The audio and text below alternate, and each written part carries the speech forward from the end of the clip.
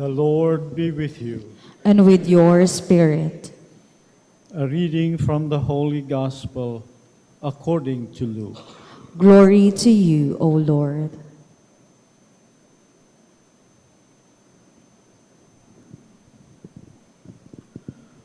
When the time arrived for Elizabeth to have her child, she gave birth to a son. Her neighbors and relatives heard that the Lord had shown his great mercy toward her, and they rejoiced with her. When they came on the 8th day to circumcise the child, they were going to call him Zachariah after his father. But his mother said in reply, "No, he will be called John." But they answered her, "There is no one among your relatives who has this name." So they made signs, asking his father what he wished him to be called. He asked for a tablet and wrote, "John is his name." And all were amazed. Immediately, his mouth was opened, his tongue freed, and he spoke, blessing God. Then fear came upon all their neighbors. And all these matters were discussed throughout the hill country of Judea. And all heard these things, took them to heart, saying, "What then will this child be? For surely the hand of the Lord was with him." The Gospel of the Lord. Praise to you, Lord Jesus Christ. Please be seated.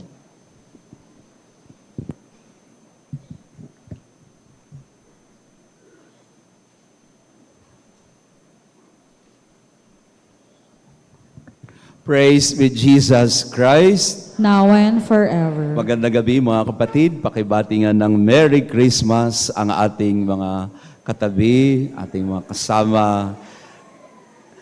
Ikawalong gabi na natin. Taas nga po ang kamay ng nakawalong gabi na ng simbang gabi. Very good. Palakpakan natin ang ating mga sarili. And to our online parishioners, thank you also for being with us. Tonight, we light our 8th parol ng pag-asa. May we invite si Attorney Literal to light our 8th parol ng pag-asa.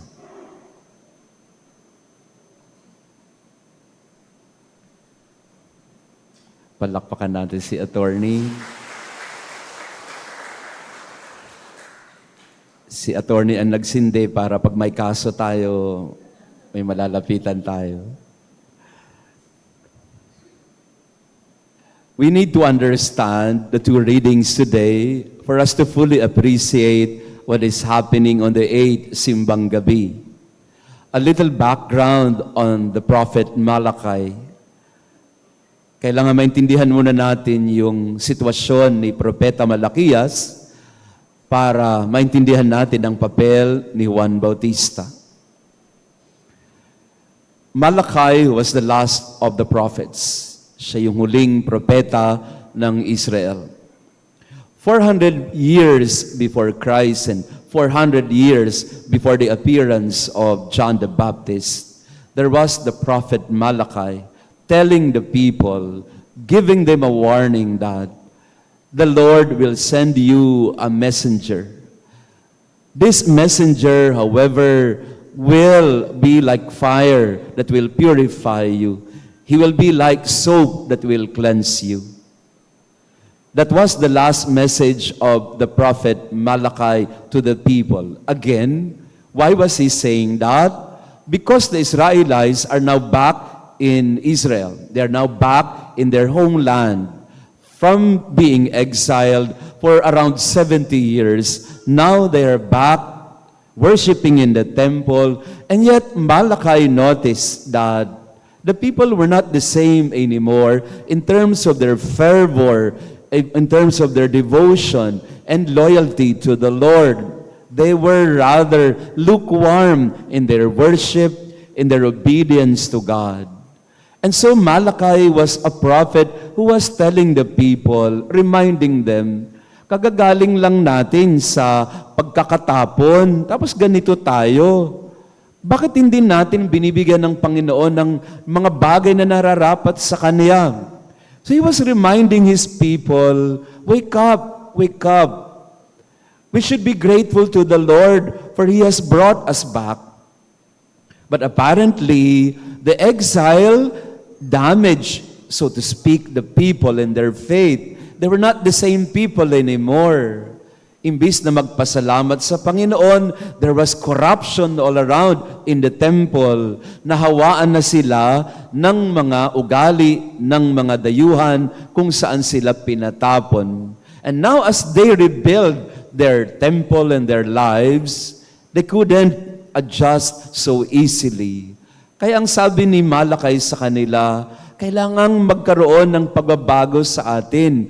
Hinihingi sa atin ng Panginoon ng pagtutuwid ng ating mga buhay at magpapadala ang Panginoon ng kanyang sugo para itama at ituwid ang ating mga sarili.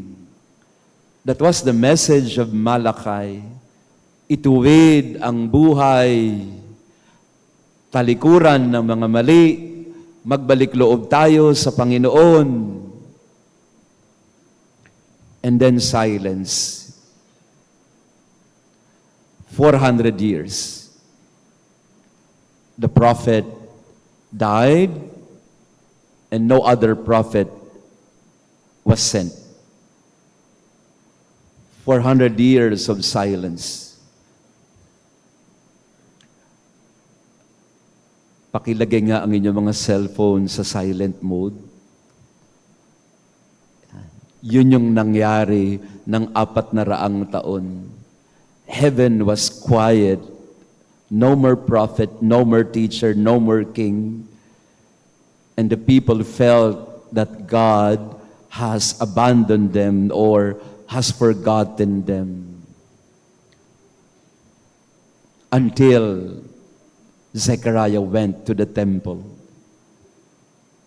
And the angel appeared to him and told him that your wife, Elizabeth, even in her old age, she will bear a son. And Zechariah couldn't believe it. How can this be? Same question with Mary. How can this happen? We are both old and my wife is sterile. So how can we have a baby and a child? But there came John. God is gracious. And John became the voice in the wilderness. And he ended the silence of God. He now rises as the messenger prophesied by Malachi. What was the gap between Malachi and John the Baptist, the two prophets? 400 years. Maraming beses sa buhay ng tao may mga pagkakataong nananahimik ang langit. May katahimikan sa ating buhay na hindi natin maipaliwanag.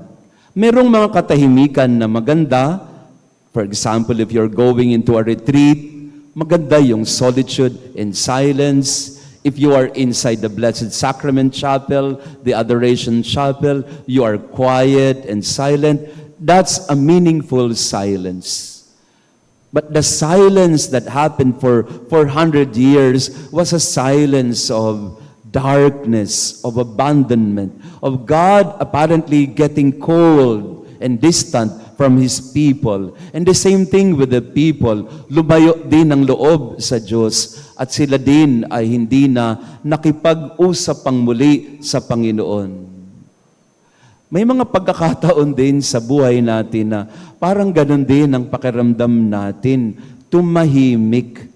Nagkaroon ng isang katahimikang hindi natin maipaliwanag. We call that a deafening silence. Perhaps in our family, mayroong nakabibinging katahimikan na walang bumabasag kasi alam natin na walang magtatangka na magsimula. We face tonight the different kinds of silence in our life. Silence that is cold and distant. Silence that is like the silence of a cemetery. May mga hindi na nagkikibuan. May mga hindi na nag-uusap. May matinding katahimikang hindi natin alam paano tatapusin. Pakitingnan ng katabi natin, sinong hindi mo kinakausap. Yun ang sitwasyon bago kay Juan Bautista.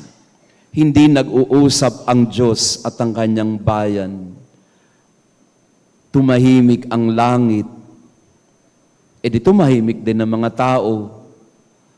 Parang nawalan ng komunikasyon na nangyayari din paulit-ulit sa ating buhay. Kaya si Zacarias din, pinatahimik din. Kasi nga hindi makapaniwala si Zacarias na babasagin ng Diyos ang kanyang walang pakialam. Kaya pinatahimik siya ng 9 na buwan. Until the child is born, you will not be able to speak. The 9 months that he was silent was equivalent to the 400 years that God was silent. And that the gap grew between God and His people. Not because God wanted it, but that the people did not take the effort as well to reach out to God in spite of God being present, and yet the people did not mind at all that He was not heard. So tingnan natin sa ating buhay ngayon yung mga nakabibinging katahimikan. Husbands and wives, meron bang nakakabinging katahimikan sa inyong dalawa? Ba't di na kayo nag-uusap? Dati-rati naman, nung nagliligawan kayo, 3 oras kayo sa telepono, 4 na oras kayo nagtetelebabad, 3.25 pa ang ginagamit nyo para pantawag. Naalala nyo pa ba nung nagpo-phone call kayo, ng pagkahaba-haba niyong mag-usap? Pero ngayon, hindi na kayo nagkikibuan. Iba naman po yung katahimikan na dahil nagkakaintindihan, dahil malalim na ang pag-uunawaan, pero may katahimikan din na kasi wala nang alam o pakialam sa isa't isa. So ulitin ko po yung tanong at pakitanong din ng katabi mo, sinong mga hindi mo kinakausap?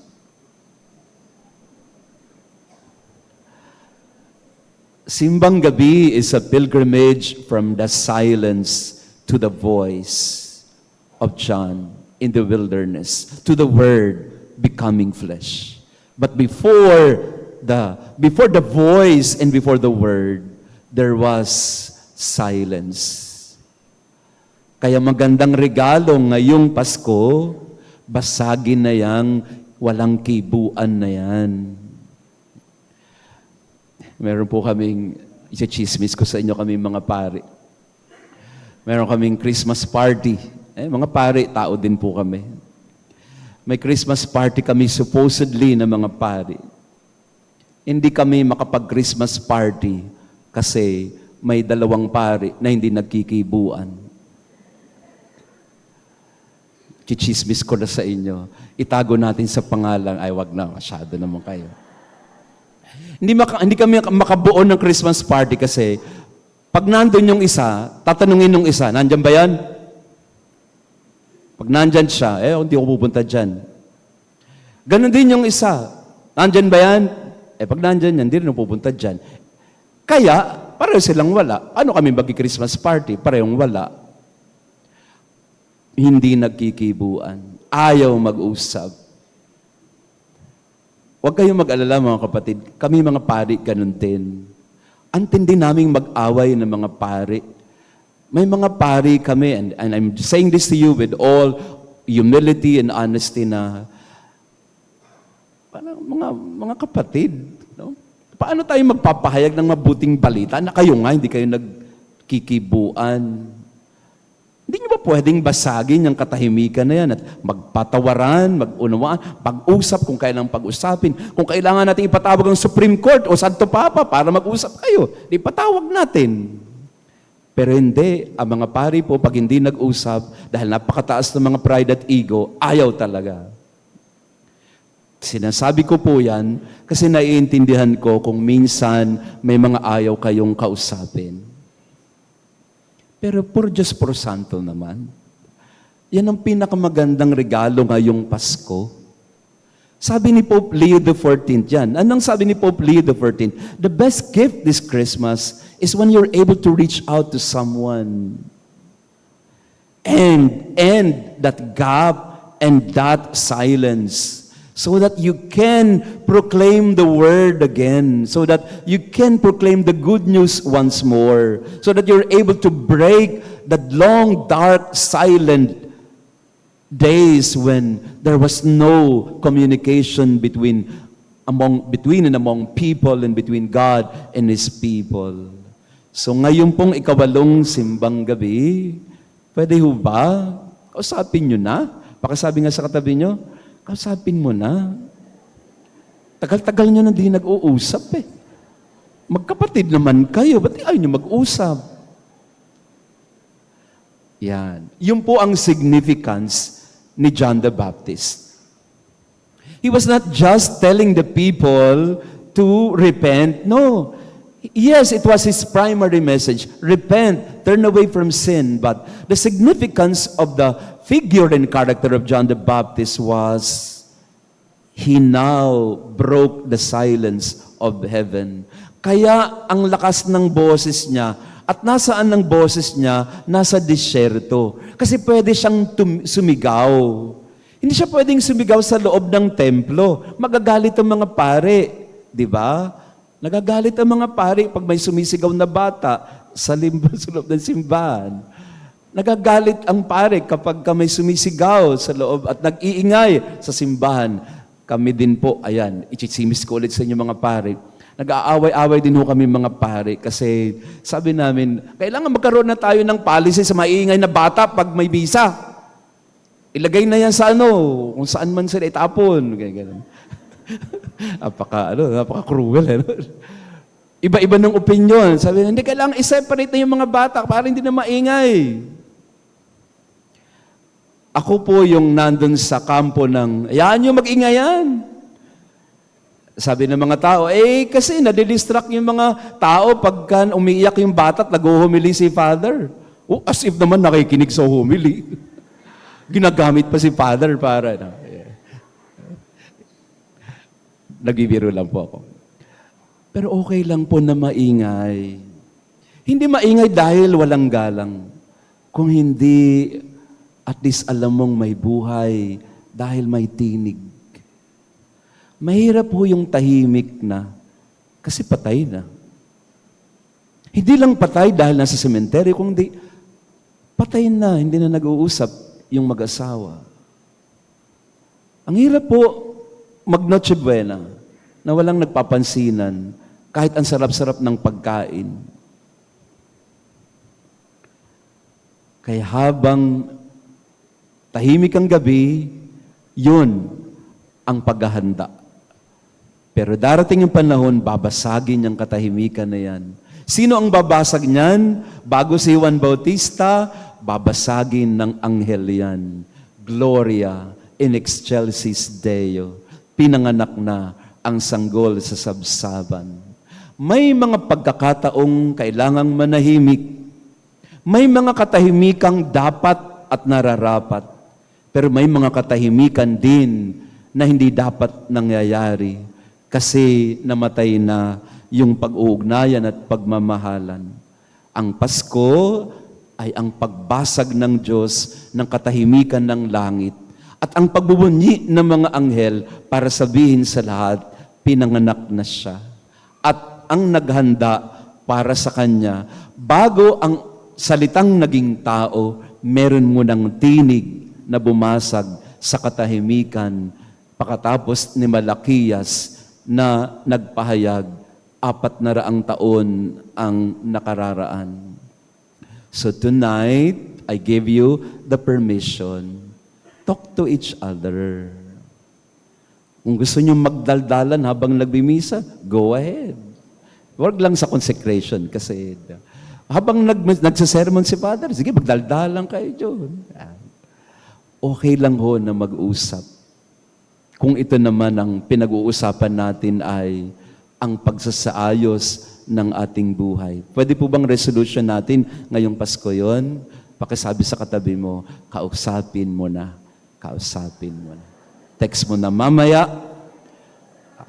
tawagan mo na mamaya, dalawin mo na bukas, basagin na ang nakabibinging katahimikan sa loob ng tahanan. Praised be Jesus Christ. Now and forever. The Lord be with you, And with your spirit. and may our loving God bless you and your family, the Father, the Son, and the Holy Spirit. Amen. Our Mass has been offered. Go in peace to love and serve the Lord. Thanks be to God.